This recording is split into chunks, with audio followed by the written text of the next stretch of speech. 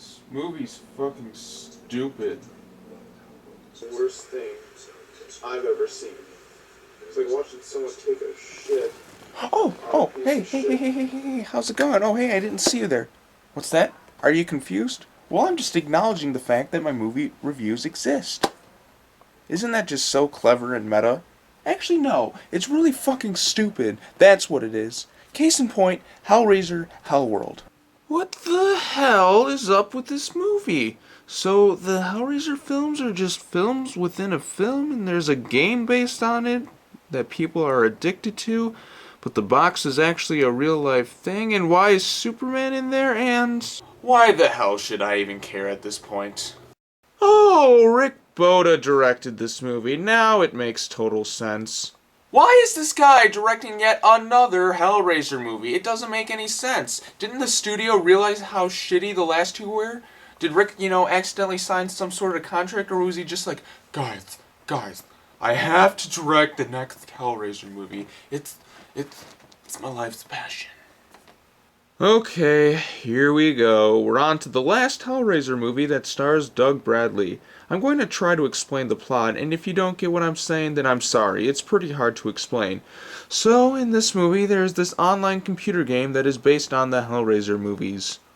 Even though this is a Hellraiser movie, you know what? From now on, whenever a movie doesn't make any sense, I'm going to push this button. Now what this button is, it's the I don't get it button. Every time, a movie doesn't make any sense, you push this button, and then Tom Hanks pops up to make you feel better at yourself. Ready? I don't get it. Thank you, Tom. Always a pleasure. Now anyways, back to the plot of the movie. So, some of these teenagers, or 30-year-olds playing teenagers, are really addicted to this game, I'm guessing, only because World of Warcraft wasn't out yet. Apparently, one of their friends was so addicted to the game and immersed in the world of it that he committed suicide because of it. But did that stop their friends from playing? Fuck no. So these kids spend most of their time playing it when they solve the online puzzle and are invited to some sort of Hellworld party. Wow, a Hellworld party? Man, I heard those are really hardcore. Maybe not as hardcore as some of those Dungeons and Dragons parties, those D&Ds, but, I'm sure they're pretty intense. So they arrive at the party and meet the host, who, as it turns out, is Lance Henriksen, which is pretty cool, I guess, because he's Lance Henriksen. Now, Henriksen was originally offered the part of Frank Cotton in the original film, but turned it down in favor of starring in the movie Near Dark. So this is the only time he actually appears in the entire series. And unfortunately, though, not even the great Lance Henriksen can save this movie. Once again, and I seriously mean once again, just like in the last three Hellraiser movies, this movie doesn't make any sense at all, and it's just still very tough to follow. And you know what? What am I able to comment on anymore? I mean, I've run out of things to say. What can I say? These straight-to-DVD Hellraiser films, they have no logical guidelines to them whatsoever. I've run out of fucking things to say. They piss me off so much, and I seriously mean fucking, hate all these fucking movies! So the one thing that this Hellraiser movie does that the other ones doesn't is that it markets itself the entire time. I mean it. We got llama configurations, chains, fucking Pinhead trading cards, and a whole bunch of other shit. But no, Hellraiser breakfast cereal. Damn it, if you're going to go all out, then at least give us a breakfast cereal. I mean, that'd actually be kind of cool. I go out up in the morning, and I'm just ready to pick out some cereal. I'm just like, oh, what's this? Hellraiser the breakfast cereal. Okay, now that sounds cool. You blew your opportunity, movie. You blew your opportunity. So, throughout the movie, all these kids, or, 30-year-olds playing kids, are getting killed off by the Cenobites and the host, who just keeps popping up out of nowhere. What is he, a ninja or something? But seriously, though, he is a sneaky little bastard. You know how I said that this movie doesn't make any sense? Well, towards the end of the movie, we find out that these kids were all drugged by the host, and that's why they were seeing all this crazy shit go down. Now, what I don't get is how these drugs gave everyone the exact same fucking illusions. What the fuck? How does that work? I mean, how can they interact with each other if they're on drugs the entire time? Now, hang on a second. There's more to this. I'm going to get to that in a second. But it just doesn't add up how they're able to interact.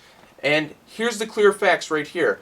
Listen to this explanation and tell me how this works. Apparently, at the very beginning of the movie, when they arrive at the party, They were pretty much just put in these coffins the whole time, and from there on out, they made up all this stuff in their head about, you know, the Hellraiser things, the Pinhead trying to kill them and stuff, and the host doing all that stuff. Okay, I guess I can believe that explanation, but hang on. There's a part in the movie where one of the characters is on the phone telling a cop that she is up in a window talking and looking right at him, and the cop doesn't see her because she is supposed to be in the coffin at this point. But he looks up. He's looking right up at the window. He's like, well, I don't see you at that exact window. How the fuck does that girl know that the cop is in that exact location? He never told her, so she can't physically figure that out. I mean, there's no possible way she can come to that conclusion if she's already in the coffin.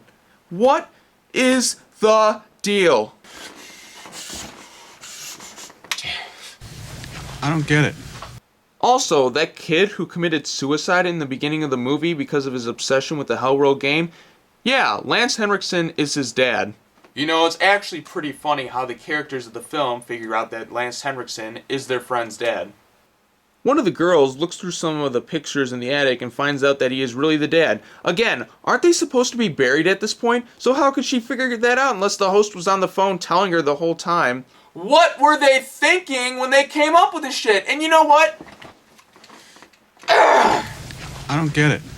Well, since I don't really care anymore at this point, I'm just going to wrap this shit up. So Henriksen leaves them to die, but the cops show up and save the day. Then we see Henriksen in his hotel room drinking. No doubt his reaction after he realized that he's starting this piece of shit. So he goes through his bag and finds the llama configuration. And, you know, he's fiddling around with it, and then he opens it. And wait, what's this? The Cenobites are real now?